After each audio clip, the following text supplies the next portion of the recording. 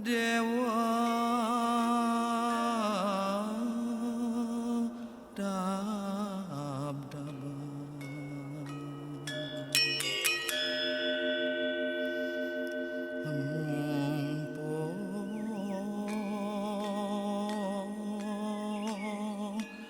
dewa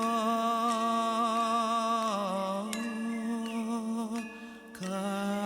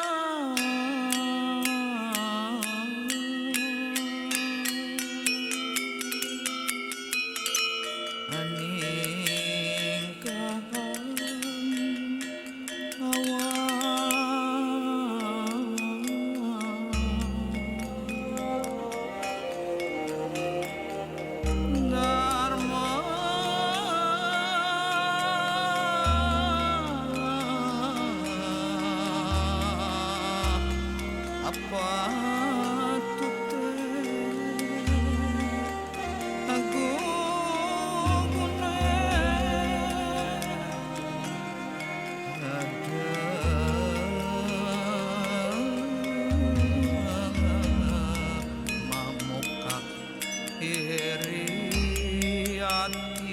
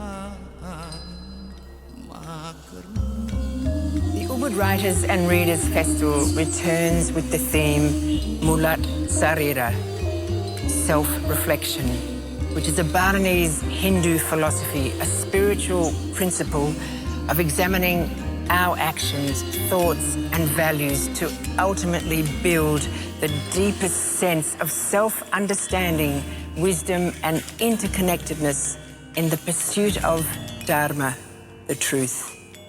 These are not normal times, and many of us are still trying to value and evaluate the turbulence of this journey to navigate a path to calmness, comfort and clarity.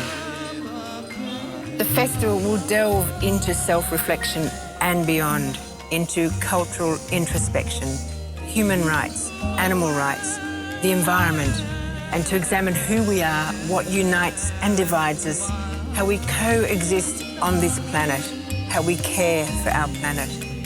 We will delve into tangible and imaginary landscapes across fields of dreams, of oceans, mountains, into deserted islands, ancient temples, jungles, forests, villages, cities, Bali, our beloved home, and Ubud, a place whose name simply means obat, medicine. To which parts of normal do we wish to return, and what lessons learned will we take into the future? Join us in a festival that promises to be extraordinary, because Bali is extraordinary.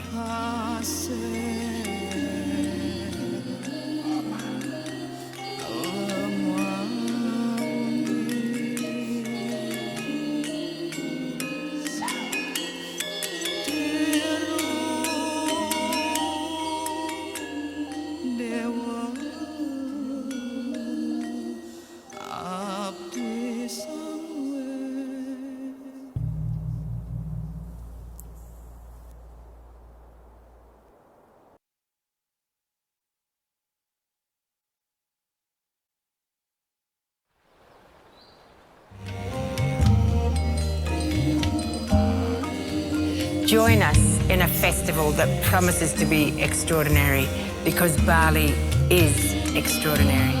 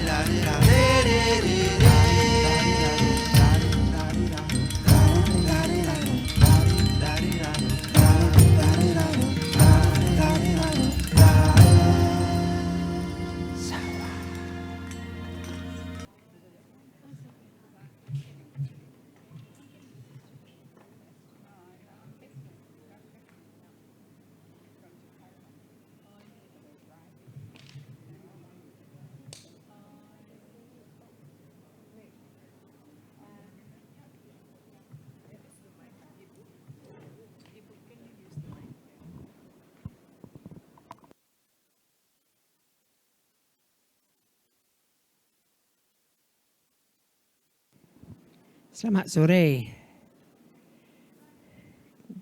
Kang Emil, can you see me? It's really funny, to be interviewing someone who's on the screen. There he is. So, hi, Kang Emil. Absolutely, it's perfect. It's like heaven sent.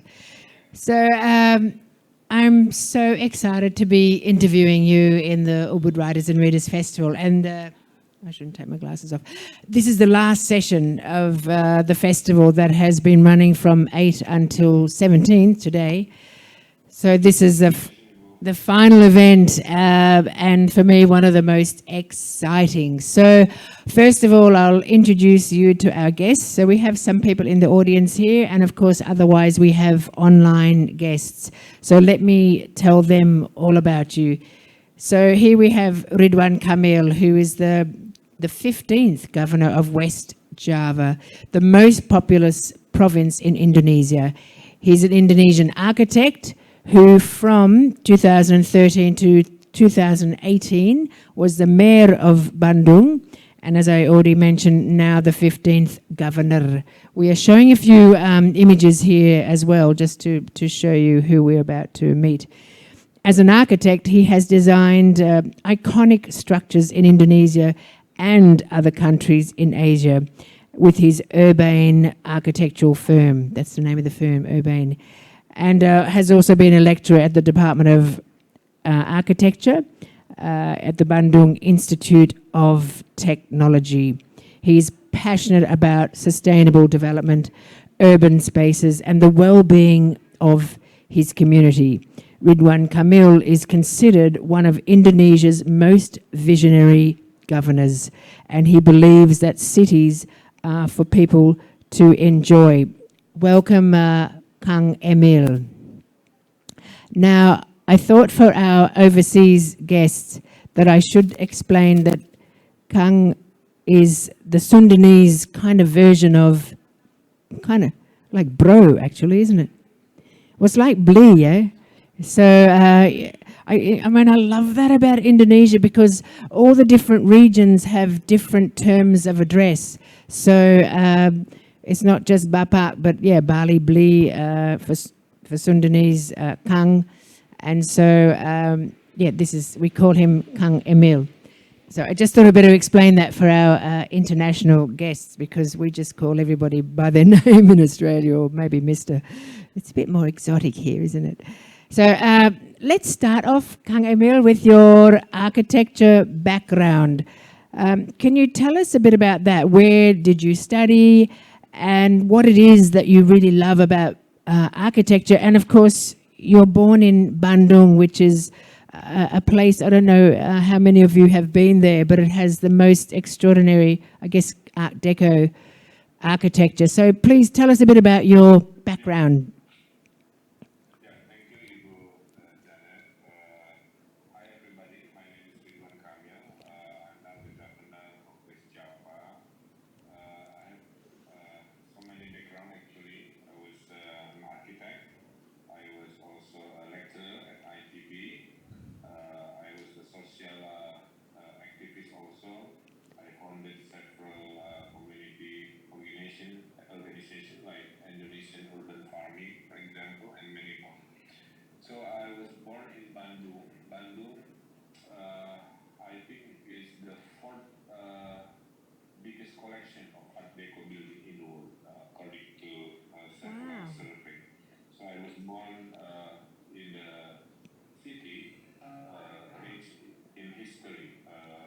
architecture because Bandung in 1920s was named Paris Van Java because it was like a Paris in the oriental atmosphere of tropics.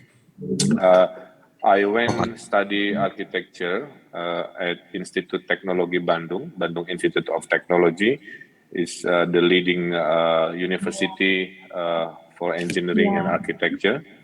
Then, Ibu Janet, I went my master degree to University of California at Berkeley to take my master. So I have expertise in architecture and also urban design. When I was taking my master degree, it was my belief that city is the future. Creating livable city through design would be my passion. That's why I switched from designing a city to making decision on cities as the mayor. Yeah, and now as a governor, I'm making decision for 27 cities. So I have so many projects during my time as an architect, from designing small building to mega structure also. But I learned designing cannot be limited only architecture. Yeah. So now I design everything. I design clothes to help us SMEs. I design helmet. I design shoes. I collaborate. They using my name to promote the SME. So I lend my imaginative expertise also to help SME during COVID. So basically, that is my background. I went to architecture department at ITB, then I went to UC Berkeley for my master. Wow, that's so impressive. I think we have to give a round of applause for that. I mean, the world should be run by creative people like that. I mean, that's extraordinary. So, Kang Emil, tell us about, I mean, you've won many awards for your architecture. Can you tell us about some of your favorite projects that you felt really summed up who you are and were part of your success? Some of your architecture programs? Yes, I think I designed hundreds of projects, but one project in particular won many awards was a small mosque in Bandung. Because that mosque won Green Design Award and also won Architecture Award in national level. And it was dedicated to my late father. Yeah. If you have some slides, I think the reason why it won some award is because I redefine. I like to redefine everything. Yeah. So I design mosques without domes. I make it people pray open to the mountain instead to the wall. Yeah.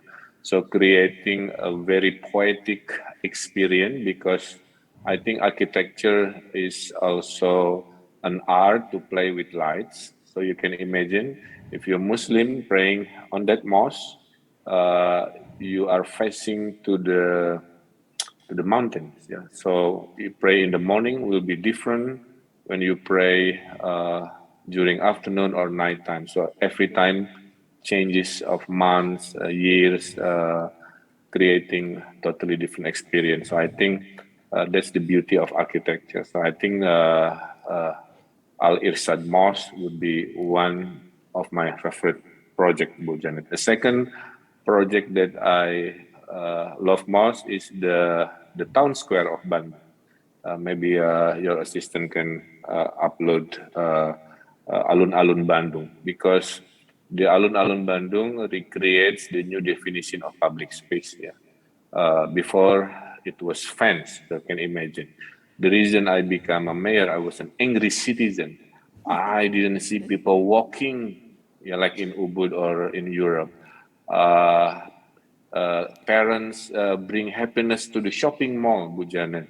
And I think this is not the kind of environment I would like to raise my kids. Yeah. So I demolished the wall. I created several. Yeah, you see the slides. Yeah, it's very There you go. beautiful, and suddenly everybody happy. So I miss this moment, that moment because COVID, people cannot have a large gathering anymore. But during pre-COVID, it was always busy, tons of people coming to that square. And Bandung weather is nice, as you have European feel to it, and also it's very democratic. Poor and rich can mingle together. People from disabilities, from kids to the elderly also can come and enjoy happiness.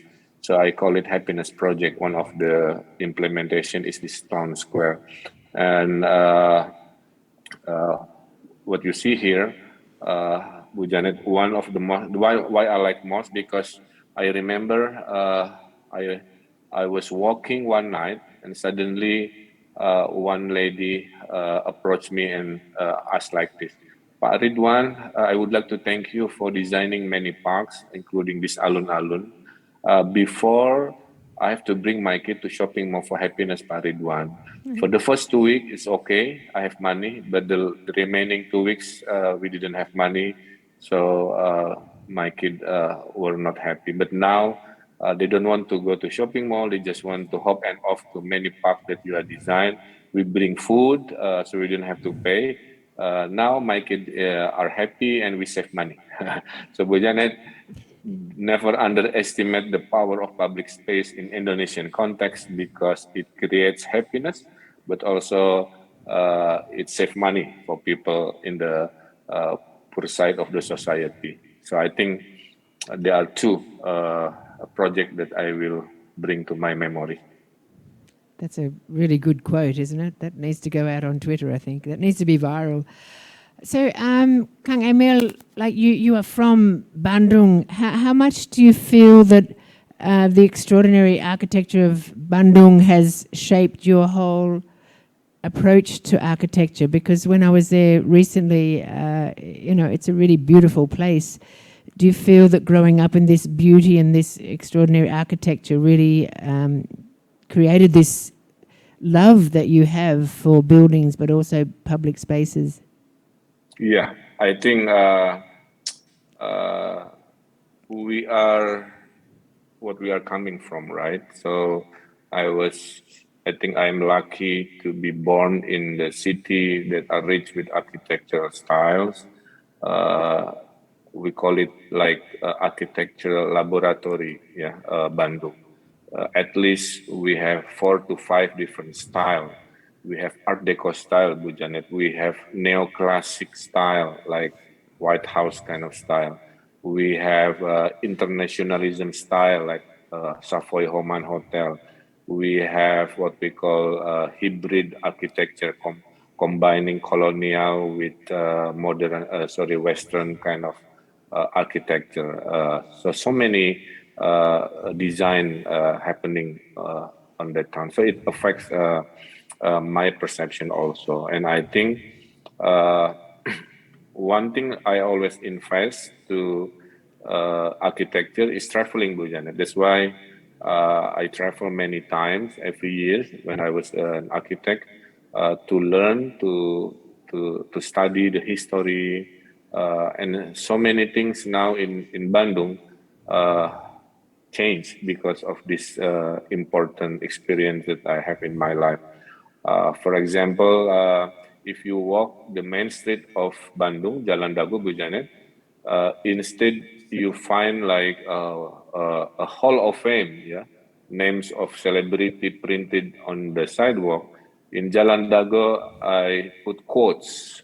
This is very Ubud writers. I put lots of famous quote from Einstein, from late President Habibie, from Quran, from Sundanese. So if you walk the sidewalk, as you walk, you will read a famous quote about leadership, about happiness, about life. So this is, I think, my giving back to my city, because the city shaped my mindset, and now I give back to make it better. But my architecture style, I never have one particular geometry style, Bu Janet. I try to be contextual. See, if I design in Bandung, I try to be contextual about time, about the context. If I design in urban area, I will design a different geometry according to context. But all my design can be judged as a contextualism. That's how Bandung affects, and that's how I believe that architecture must respond to locality. Doesn't necessarily in the form of geometry, but the whole system of that existence must respond to locality. So, Kang Emil, you're in the most populous province of Indonesia. 50 million. Is that 50, yeah? 50, that's... 50 juta, Ibu, ya. The size of South Korea, double the size of Australia. So, I can't even remember how many we have in Australia right now. 25, yeah. So, how many cities are in that region? I mean, you've got Bandung, but you've got Tasikmalaya and all those. Yeah, okay. Yeah, we have 27. We call it kota, of course, for urban. We call it kabupaten for regions, less urban. We have a combination of cities and region 27. Wow. Can you tell us, again for our international audience, can you tell us a bit about Sundanese? What does Sundanese mean, and what is the Sundanese character? Because I think in Australia, I don't think we divide it up like that, yeah? We're all kind of Australians. So that's what's, for me, so fascinating about Indonesia, because everything's, there's different regions, different characters, different cultures, and different languages, actually. This is very simple logic, Ibu Janet, because we have 17,000 islands. Yeah, during the history of Indonesia, so many isolated islands created so many human expression, including languages, including architecture. Like Bali is an island, right? One out of 17,000. So it creates its own character of Bali.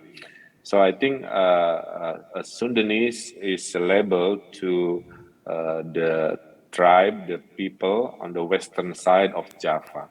So Banten, Jakarta is actually before the birth of Indonesia was one ecosystem of we call it Sundanese. So Sundanese now is the second biggest population after Javanese in Indonesia, and Sundanese culture and Sundanese language is not easy. We have 5 different set of vocabulary, Bu Janet. So can you imagine if I try to speak English, I have to master 1 set of vocabulary. Yeah? Sundanese, you have to master 5 sets of vocabulary. If you speak to your mom, I have to use the most polite set of vocabulary. If I speak to the same age, I will use the 3rd set of vocabulary. If I speak to animals, I have to use a specific set of vocabulary. Can you imagine if you mistakenly use the vocabulary for animal to your mom, you will be fired as a son. So and I think I'm very happy we survived. So many people still speak the Sundanese, because to international audience, Indonesians speak 3 languages at least. Yeah, like me. I speak Bahasa, I speak English, and I speak my mother tongue. So we are the trilingual society. Most of Indonesian are trilingual society. That's why in the lit what I call it in our culture, Bu Janet. Now I'm trying to preserve Sundanese book and literacy also. For example, my late grandfather was a poet, is a ulama, Muslim clerics, But when he campaigned about Islam, he's using a form of poetry, during his time, but in local language. It's like 40,000 pantun, rhymes. So now I'm digitalizing. This is a legacy of my late grandfather. I translate into Bahasa because it is beautifully written and so on and so on. So I think very rich in culture, as beautiful as Bali because we have hills, beaches, but not as famous as Bali in international audience. This is my my job to make it as famous as Bali, of course. Wow, I think we have to bring in some Sundanese poetry next year for the Writers' Festival, yeah? And Kang Emil can be part of that program. So you became governor in 2015, 15th governor of West Java. So 2018. Oh, I got my numbers mixed. Okay, 2018. Oh, yeah, okay. And so what was your your plan when you stepped into office? What did you think, okay, this is what I have to do?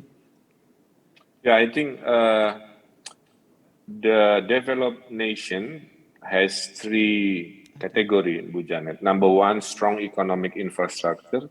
Second, quality human capital. Third is government reform. So that's what I'm doing right now. I'm happy to inform you, even though we have COVID, investment number one in Indonesia, still in West Java. We are also the biggest export to the world from Indonesia. We are also the most productive human capital. This is the latest survey, so I'm very proud about the productivity of my people. They are hard workers, and because of this, we have a strong economy recovery, Bu Janet. Now, COVID is receding, only 3% today, bed occupancy ratio. Our economy is moving 6%. For global standard, economic growth 6% is doing very strong, and our tourism business also is very big, because we don't rely too much on air travel. So people are enjoying West Java through ground transportations, and we are just need to be focused on the healthcare protocol and so on and so on. So I think during my time, I'm focusing number one on economy. Second, I'm fixing the human capital quality, Bu. We are focusing on responding to 4.0 disruptions. I'm making so many new approach to education. For example, we have now a concept of vocational school, Samsung curriculum, vocational school, Shopee curriculum, vocational school, Hyundai curriculum. So I'm matching the high-tech enterprise to influence our curriculum, for example. I'm building many universities in many remote areas. Also, I'm using technology to teach English also, Bu. Using many technology from Cambridge, for example. And third one, I'm reforming the government through digital. We have a master plan called Digital West Java. We have a project called Digital Village. If you come to Bandung, Ibu, people now feed the fish using mobile phone, Bu. Now feeding the chicken using the IoT, Internet of Things. Finding sheepfish using fish finder application every morning. So this is the thing that I'm doing, is to reform the economy, to be responsive to 4.0. So at the end of my time, hopefully we have full digitalization of my society, strong economy and quality people. That will be my legacy. Wow. We might have a job for you in Bali, actually. So, Kang Emil, tell us about your absolutely wonderful entrepreneur initiative where you've been actually supporting Bali as well. I mean, he's helping the amazing entrepreneurs in Bandung, but then realizing that Bali is struggling. So you started this whole initiative just to, support small and medium businesses. Can you tell us a bit about that? Ibu Janet, I have 3 powers, Bu. Yeah, superpowers. Power number 1 is my political powers. I can make decision with my signature to budget something, to stop something, to initiate something. My second power is I have so many followers in my social media. I have 15 million, almost 15 million followers in my Instagram, 3 times Bali population, I think. I remember, Bu Janet, when I was visiting Stockholm, the foreign minister of Sweden introduced me to the audience with like this. Ladies and gentlemen, please welcome Pak Ridwan Kamil, Governor of West Java, whose Instagram follower is more than our population.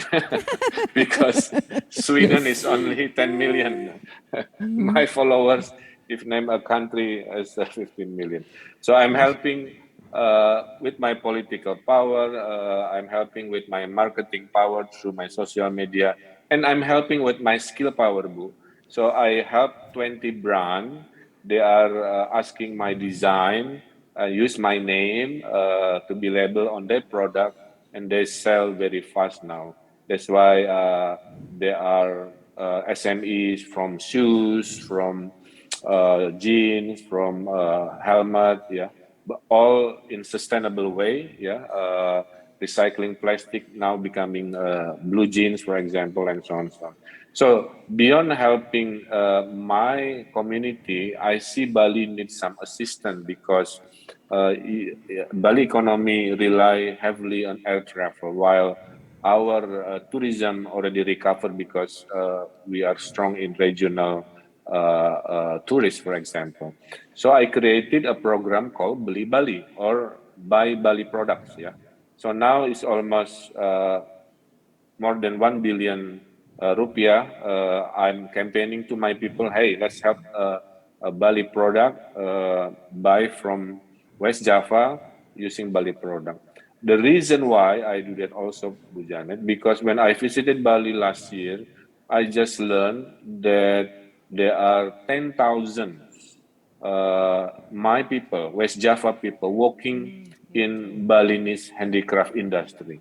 So by buying a Bali product, it's actually indirectly I'm helping also my people, Sundanese people who work in Balinese SME. So this is a win-win situation. But I think in the name of solidarity, in the name of one Indonesia, if my existence can be useful not only in West Java, why not? Because I'm happiest people is the one who helps others, right? You got help, you are happy, but the happier person is actually the one who giving hands instead of receiving. Yeah. So that's my life philosophy. That's so betul correct, Kang Emil. Yeah, we were talking about when you were here in Ubud, we were talking about how if you go to Tegalalang, yeah, a lot of the dagang there or the people making the crafts are actually also from Bandung, and it's kind of like there's a connection, yeah, don't you think, with the people from Bandung who are so creative? And Ibu, I tell you to the audience also, I have a land in Pejeng. I'm designing now. It will be my retirement villa. So one day, if I'm out of public duty, I will be a Ubud resident, Pejeng resident, and be part of your community. So this is also my way of coming to Balinese society. Somehow I'm not convinced that you're going to retire, actually. Yeah. But tell us about, I mean, you mentioned briefly your other initiatives, which are really intriguing. There's the farming movement that you created, but also, yeah. Here's the thing. COVID gave us a lesson learned, Bu Janet. Yeah. We have 6 lessons learned. Lesson learned number 1, we are more into healthcare, into hygiene. Yeah, we wash our hand now like a dozen a day, for example. Keep social distancing. Second lesson is before, live, work, and play, different location. After COVID, you work, you live, you play maybe in one location. So this is a new concept after COVID. The third lesson is you are having a new economy that are strong to any what we call it disruption boom. So all business going down except food security still up and digital still up. That is the reason why I created a project called Millennial Farmers. Yeah, asking the unemployed millennial to change the mindset. If you want to be successful, it doesn't have to go to cities. You still can be successful, make money, live in the village, but you have to have a digital skill, a 4.0 skill. So I campaign to all the millennial. Let's go back to rural area with your knowledge, technology skill. You can make money same amount like you make in the city. So this is my future campaign.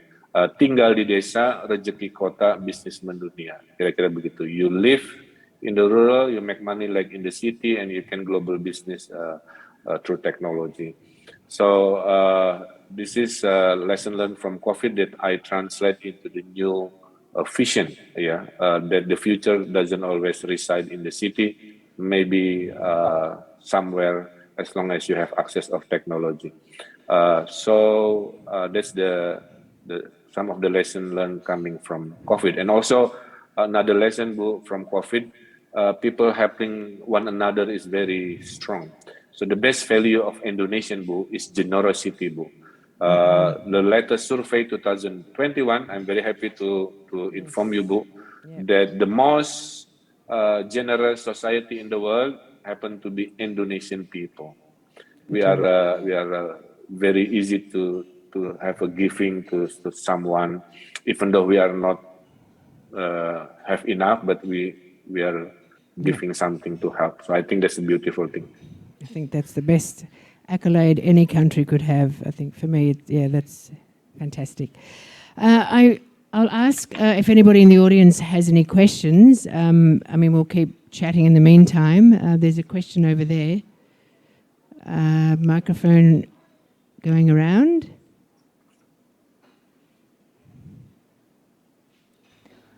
Hello, selamat sore. My name is Selina Agaton, and I'm the Executive Director for the Creative Economy Council of the Philippines. And I also run a GIS company that provides employment to creative industries.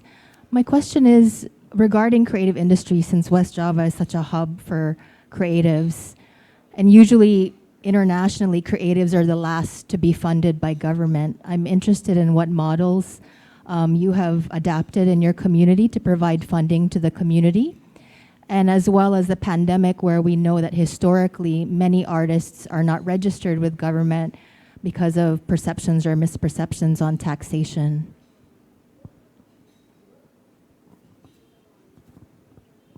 Okay, Selina, thank you for the question. I love Philippines. I visited Manila many times, and some resort area also in Philippines. I think number one, before I become a mayor, Selina, I was an activist in creative community. I set up what we call Bandung Creative City Forum. It's a forum of 40 creative community in one organization to campaign to assist our hometown to be more in one direction. Yeah, 3 years after the establishment of this creative community, we were awarded UNESCO Creative City Network in the field of design. So that's my beautiful legacy when I was an activist, was having Bandung as a UNESCO Creative City Network. So when I was a city mayor and governor, I have this political power. So number one, I created a regulation, Ms. Selina. We call it Peraturan Daerah. or regional regulation about creative economy. So by having a formal regulation, then I can budget easily to help communities of creative budgeting for infrastructure. For example, I'm building Creative Hub. It's a space like Lighthouse in Glasgow or many places like in Bangkok, for example, yeah, creative and TCDC, Thailand Creative Design, if not mistaken. So I created 27 architectural projects where you can mingle, you can exhibit, you can have a class, interaction, and so on and so on, by my political power and by my budget power. And third, I set up a think tank, Ms. Salina. I have at least 15 to 20 advisors of creative people coming to advise the governors. Yeah. By having this formal regulation, by building all creative hubs, infrastructure in every cities, by having an organization formally recognized by the government, then we think we have all the stakeholder coming together to have a much better, what we call it, creative economy infrastructure and ecosystem. And also regarding about tax, of course, in Indonesian standard, you can still have, you can work without paying too much tax, yeah, with several exclusions, yeah. But when you register formally your business company, then you are mandatory to have also tax issues. But during COVID, for example, I helped and set up a budget to give social security funds to many creative and artists in West Java to help them survive because they cannot perform, they cannot, produce and so many things. It was a tough time, but hopefully I'm very optimistic. Beginning 2022, we can go back to normal. We can have some art performance again. We have some exhibition again, and we can have more strong economy and SMEs also. So basically, I was part of this creative community. Now I'm a governor. My mindset still there. Yeah, I know the pain of building the creative movement, for example. But now I'm in power, so I am using all my power to make sure creative economy becoming the prima donna of my economy, because Bandung, West Java, as you know it, is the center of creativity in Indonesia context. Thank you. Terima kasih, Kang Emil. Any other questions in the audience? Over here, Renee. Thank you. Thank you. Renee Thorpe, Bali Advertiser. Fabulous discussion so far. I'm just curious, did we hear all 6 of your COVID lessons? I noted 4. Are there 2 more? Sorry. Yeah, the 2 more is we are now living in the touchless social interaction, Ibu. Yeah. For example, no more pressing button for the elevator. Instead, either you have a sensor or you press your shoes now to the floor. It will change the construction industry, Ibu. Yeah. It will change the whole electronic construction industry will change to find a touchless technology. So this is happening, and this is affecting many things, including the architecture. And 6, yeah. Let me remember the last one. I forget the 6th one, but more or less at least 5 lah, yeah. at least 5 that I know, new way of living that we need to have after COVID. We call it a post-COVID society. I think we have a question here too, yeah? Are you involved in city planning? That's a good question. For the new capital? Very interesting question. As a governor, Ibu, I cannot participate as an architect because it is not my job description. But I remember, this is very important, Ibu, yeah.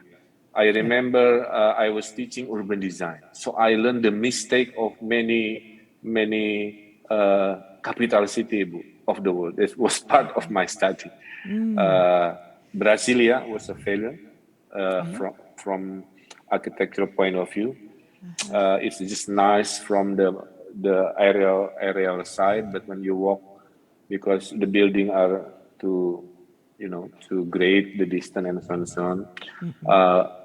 Canberra is a bit lonely, not so many people, for example. I'm sorry to say. I know it is. Nice environment, but when It's you too walk, ordered too. It's too organized, yeah. So I met President Jokowi, Ibu, and I said to Pak President, I need to be in the jury, Pak, not because I'm a governor of West Java or future president that will reside somewhere, but I have architectural background just to save from the mistake, Pak Jokowi. I said, okay, Pak Ridwan, give me 5 minutes. So I educate Pak Jokowi, Bu, in 5 minutes using A3 size paper print. Very simple, Bu. This is Pak Jokowi, the mistake of the previous capital of the world, and this is the successful. As simple as that. Follow the successful model, Pak Jokowi. Don't follow the failure one. And I recommend Washington DC, Bu, because Washington DC also the new capital in the American history, designed from zero, and it is walkable. It is a good size, and I recommend Pak Jokowi to follow. So Pak Jokowi agree, Bu, to include me in the jury. So during the competition, the final, I saved the future of Indonesian capital. I said, we have to make it walkable. That's number one. We have to make it livable. We have to create as low as possible the carbon footprint. We need to have a good mobility. Do not rely too much on car transportation and so on. So I'm pushing to the finalists the agenda of what is good city and livability. So hopefully my contribution to the process will create a better environment for our capital in Kalimantan. The reason why we choose Kalimantan is from the defense point of view, Ibu, is away from the sea. In Kalimantan, you don't have a volcano, so less disaster coming from eruption or future enemy attacks. That's the reason why we choose Kalimantan. Kang Emil, we have another question. What is your take on the enormous archaeological and historical sites in West Java? From Kit Goon, that's the person asking the question. Can you repeat the question? I don't get it. What is your take, or what are your thoughts on the enormous archaeological and historical sites in West Java? Oh, yeah, I think if you go back, Ibu, to million years ago, West Java was underwater, Bu. Because now, if you go to Bandung, Bu, there are hills. When you go to the cave of that hill in Bandung, you will find an ocean creature fossil, in the form of fish bones, in the form of shells, many ocean kind of creatures, fossil. So this is to indicate that million years ago, West Java was underwater. So I think, and also you have to remember the word Sunda, Ibu Janet, yeah, was not particularly about the name of the tribe. Sunda was an ancient name for a massive area of Sumatra, Kalimantan, and Java. So Sumatra, Kalimantan, and Java, long time ago, was in one area. Yeah, that is why the sea, the North Sea from Java connecting to Kalimantan, is a shallow water. Yeah, so many artifacts also found on that inside the sea, the shallow sea. So West Java, we have so many legends and stories, and the problem of our culture, Bu, I have to admit, this is where Ubud Writer Festival very important, Bu. Our people, they don't like to write, Bu. They don't like. They have still low literacy of reading and writing.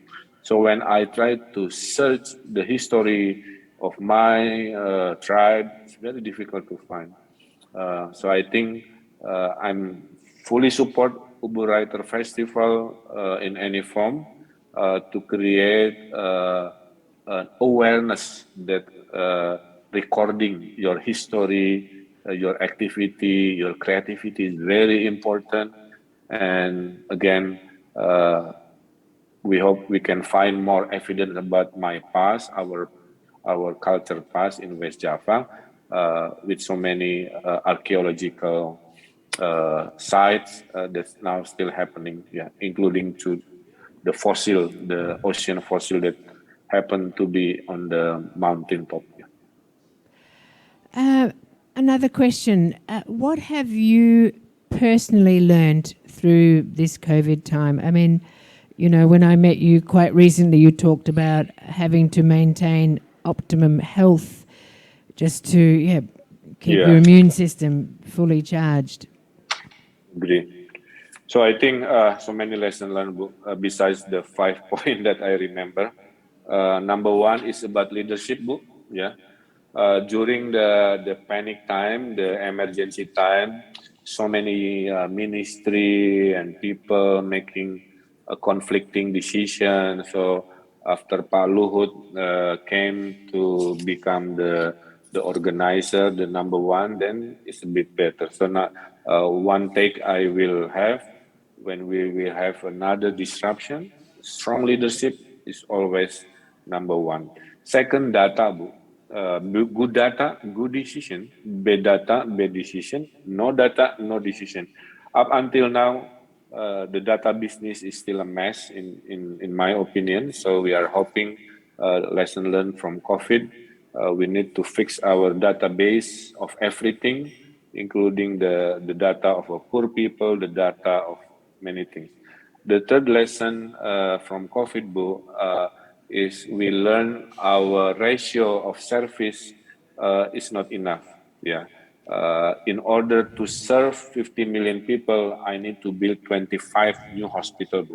I need to build 5,000 new clinics that I can distribute to many rural areas, because without these puskesmas or district or village clinics, I don't have the team, the capacity to fight the pandemic. So I think after COVID, we'll create many projects of healthcare, good leadership, and also a strong data to make a good decision. And other thing is public communications. Yeah, I always communicate with people with my what we call mind mapping book. This is a skill of architect. Instead of just talking too much, I draw. I create a diagram to explain why vaccine is very important, why the vaccine have a different brand, why vaccine need to have 3 stages of experimentation, and so on and so on. Before it was a chaos, nobody believed vaccine was a mandatory, nobody wants to be injected vaccine, but after I explained with architectural style diagram and people got convinced. So public communication is also important. I think that these are 4 lessons learned from my side when handling COVID. But again, the most beautiful thing during COVID is the humanity solidarity book. I got help of oxygen from China, from Australia, from America, from UK, from everywhere. All my friends that I call were helping me. So I think networking is everything, including this Ubud Writer Festival. Yeah, let's make friends instead of enemies. Let's help each other in the future, keep our numbers. In the future, we will need each other. Thank you. Betul, betul. Do you have time for one more question? Yeah, I have 10 minutes. Okay, any other questions in the audience? Just scanning through. Is there another question? What among your programs do you have the deepest regret in terms of execution? Is there anything that you felt you could have done better? Yeah, I have so many failures also, Ibu. One of the most lesson learned about my mistake is I was too confident, Bu. I was too confident that my society was ready, but actually not. So I need to have more like a smooth transition, yeah, instead of jumping or leaping. For example, Bu, when I went to Paris, in France, I see a very simple litter bin, Bu. It's just a simple a steel with a plastic garbage. So people just throw the garbage to the plastic and you wrap it and you throw it to the truck, right? So I said, wow, this is very simple, just a pole of steel and what we call it, the plastic. Yeah.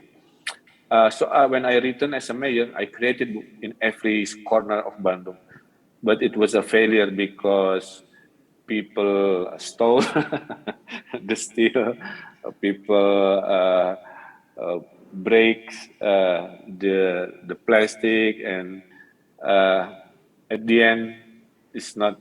I learned when you design for a city, you have to think the worst case, which is what if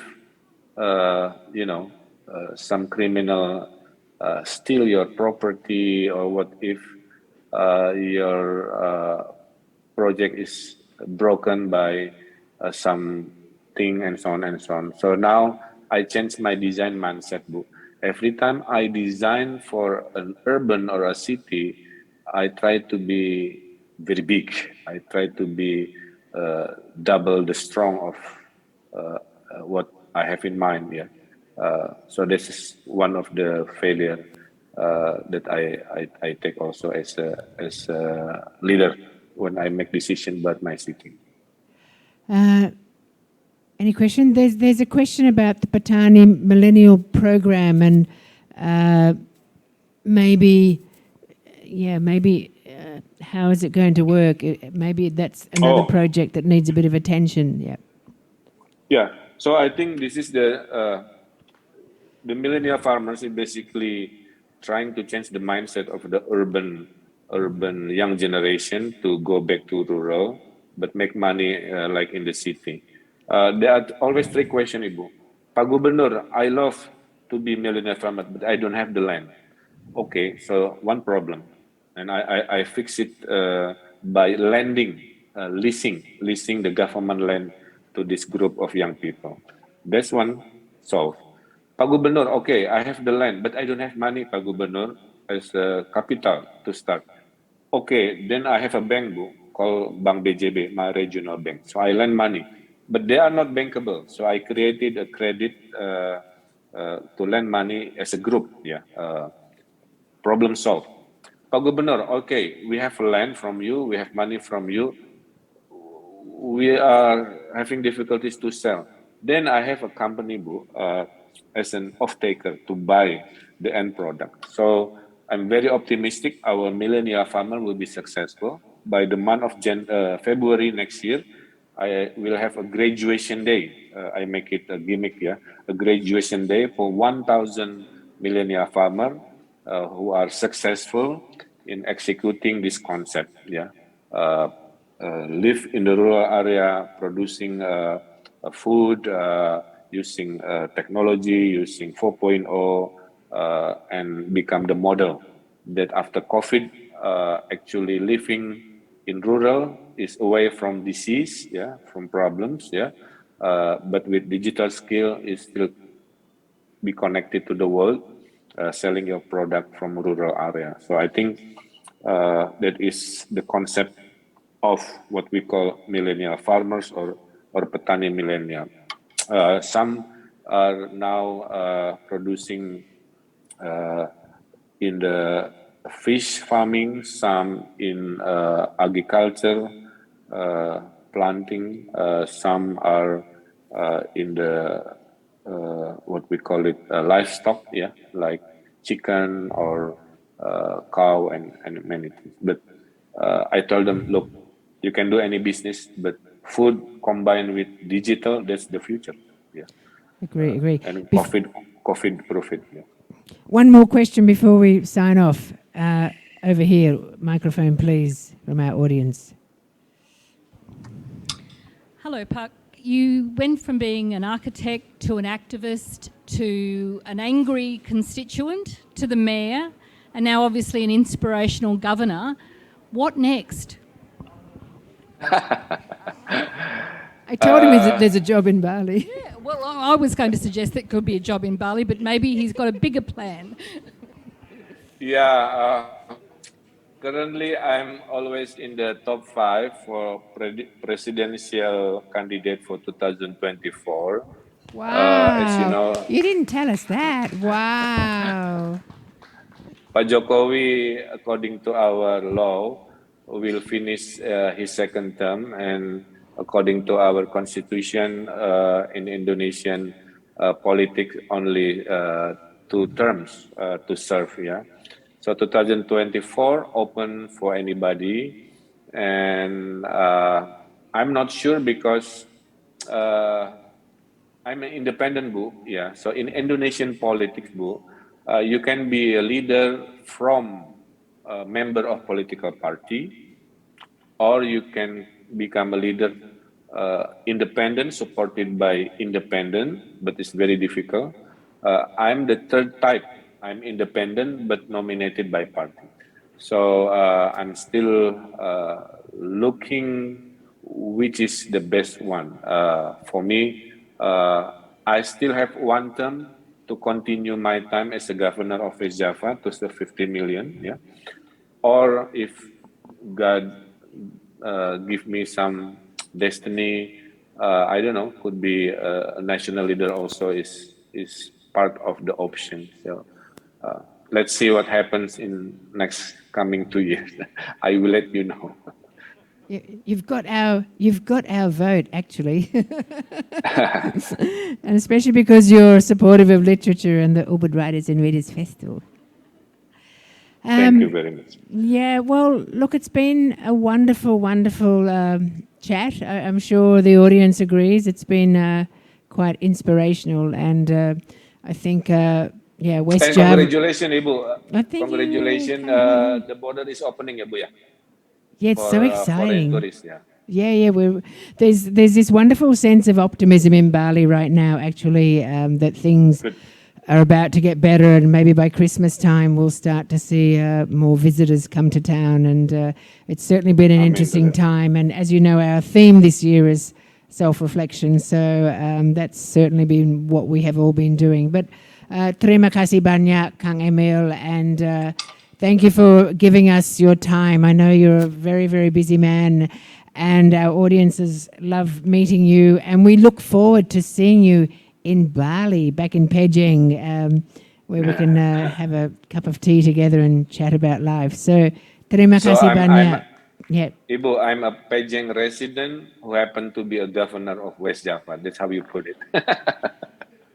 in the Banjar of, I don't know which Banjar it is, but anyway, in the Pejeng Banjar. So, terima kasih banyak, and thank you for your precious time. It's been fantastic.